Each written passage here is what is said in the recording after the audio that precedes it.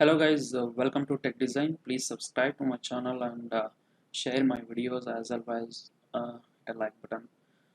So in the previous videos, we have explained what is the assembly constraint and how each and every assembly constraint commands works, guys. So in this video, I'm just going to um, take a simple example which I have already explained you in move and assembly constraints. So I'm going to take the same example. So for example, you can see here.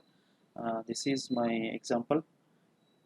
So what I will do is I'll just delete all the constraint we have here. So I'm just going to select all the constraint and delete it. So as you can see here, these are all constraints. So all the degrees of freedoms are active in this component. So I will just show you how to completely constrain all the components.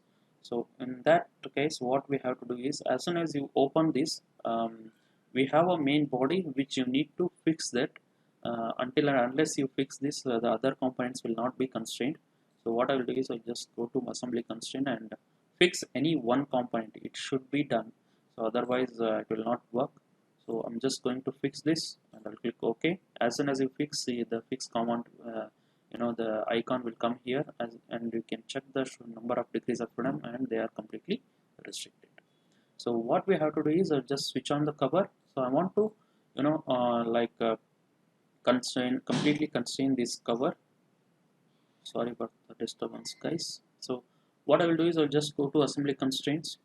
So this is somewhere in some angle between with this and we have something called somewhere it is placed. So what we have to do, there are many number of ways how we can constrain each and every, but I always prefer you to go with this touch alignment as well as this center line on distance. So almost all the commands, all the component can be completely constrained with these three. If it is not possible, then you can go to the other one.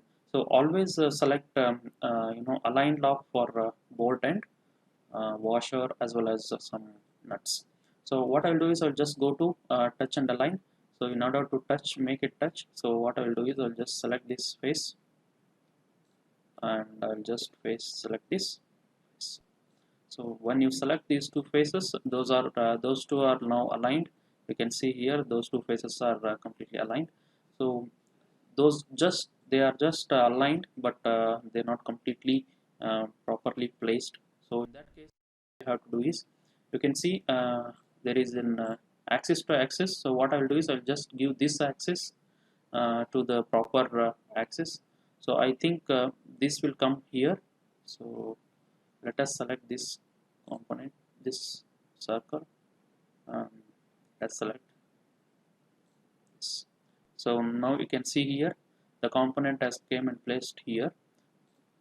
Now you can just check the number degrees of freedom so that it will be helpful for you to constrain. So I'll just check this. You can see only one rotational axis is rotational along this z axis is existing.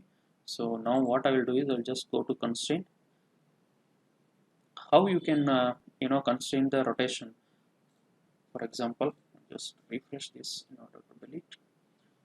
So now this is completely can be rotatable along this axis.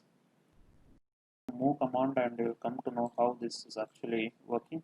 As you can see, when I rotate this, it is rotating along only this circle. It is not at all moving top and bottom. It is not moving along this. This is moving, but even though it is rotational, and you can see here, this is also like this. So in order to fix that, what you have to do is I'm going to fix this component along this. So that will restrict the degrees of freedom completely. What I'll do is I'll just go to the center line and select this component and this component. So as soon as you select this, there are two center lines and one touch align.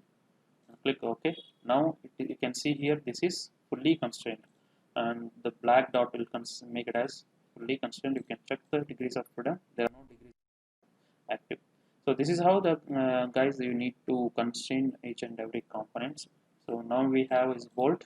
So what I will do is for always the bolt you need to select align lock. It will be helpful because this will restrict all the degrees of freedom. Only we have left with one translation that we can be done with a touch. So always select washer, bolts, and nuts by using align lock. So you need to select this center line, and it has to come and sit here. So this center line I'm going to select. As you can see here, this has came here. So I'm unable to select this face. So what I'll do is I'll just move it a little bit top so that I can see the model.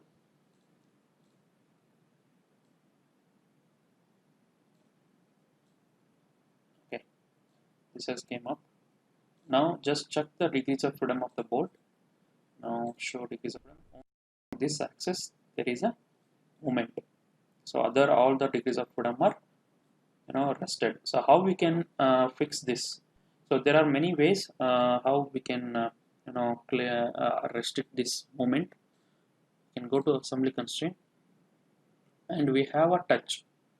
So you can have a touch or align, or you can have a center concentric, and you can also give some distance between zero distance between these two. So I'll explain each and every one. Now what I'll do is first I will just go to touch.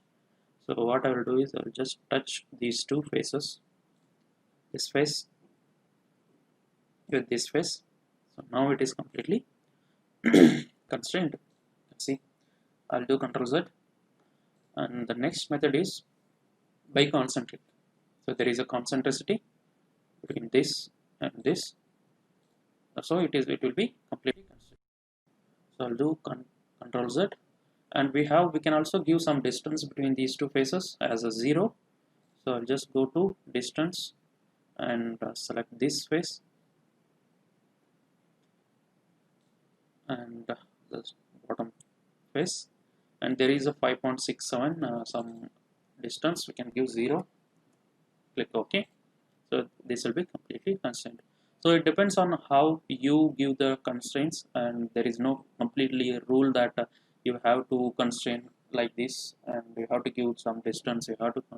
It depends on you how you give the constraint, how you restrict the degrees of freedom of any component. So in the same way we can place this bolt. So what I will do is I will just copy it and paste it. You can see the number will be 2, the unpack, and you can see this component is not constrained. So now what I will do is I will just go to constraint. Now let us give align lock